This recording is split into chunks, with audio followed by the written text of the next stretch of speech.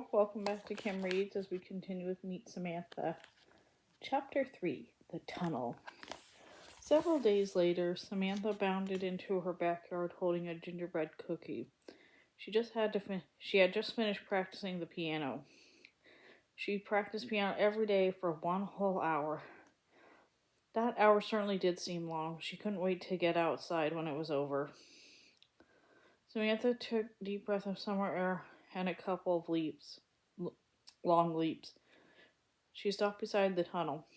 The tunnel was a hole worn in the lilac hedge between her and the Rylands, but Samantha had always called it the tunnel. Through it now she could see a girl. The girl was busy hanging laundry in the Rylands yard. Could Eddie have possibly been telling the truth? Had this girl really come to live here? Samantha ducked through the tunnel and came closer. "Are you Nellie?" she asked brightly. The girl looked very surprised and very timid. "Yes, miss," she answered without stopping her work. Eddie had said Nellie was about 9, but this girl seemed smaller than Samantha. "Are you visiting the Rylands?" asked Samantha. This time Nellie looked amused. "Oh, no, miss, I'm working here." Samantha was surprised.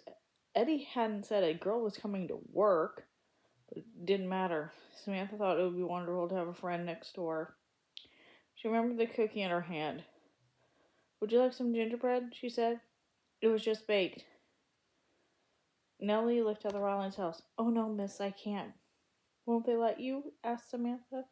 "No, I don't think so, miss. I've got my job to do," Nellie answered. "My name's Samantha. You don't have to call me miss." Samantha put her cookie and napkin down on a stone and reached for a piece of wet laundry. "I'll help you, Nellie. Then we can play." "Oh, no, you shouldn't," Nellie said. She was embarrassed, but there was nothing she could do to stop her new friend. So instead, she hurried to finish the job before anyone could see Samantha working. When the last of the laundry was hung, Samantha grabbed Nellie's hand and pulled her toward the tunnel. "We can eat in here. Nobody will see us," Samantha said. The girl just fit in the hole in the hedge, and Nellie couldn't say no to the spicy smell of gingerbread.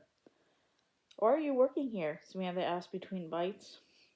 Nellie didn't look at Samantha when she answered. "My father works in a factory in the city, and my mother does washing. There's 3 of us children, and there's not enough," she added quietly. "There wasn't enough food, and there wasn't enough coal." Samantha's eyes were wide with disbelief. She was good at imagining castles and jungles and sailing ships, but she could never imagine hunger and cold. "You mean your parents sent you away? But that's awful." "Oh no, it's better here. It really is," said Nellie. "The Rylands pay my family $1 a week for the work I do, but that's not as much as I earned in the factory. The factory I had to work every day but Sunday until dark. And the air was so hot and dusty I started coughing a lot. That's why my parents let me come here. The air is good, and I don't have to work so long, and I get food." With one finger, she collected the last of the cookie crumbs. "Only I don't get to see my family much." Samantha was shocked into silence, but only for a moment. "When did you go to school?" she asked. "I've never been to school," Nellie said quietly. Was it possible the girl had never gone to school? Samantha's mind raced. "Nellie, I have an idea. We can meet here every day, and I'll teach you. The Rylands won't miss you for just a little while, and I'll teach you everything." Nellie's eyes glittered with excitement as the girls made plans. Then Samantha began talking about everyone she lived with and all the neighbors. By the time she told Nellie about Uncle Guard's automobile, they were both laughing. The girls were interrupted by a familiar voice.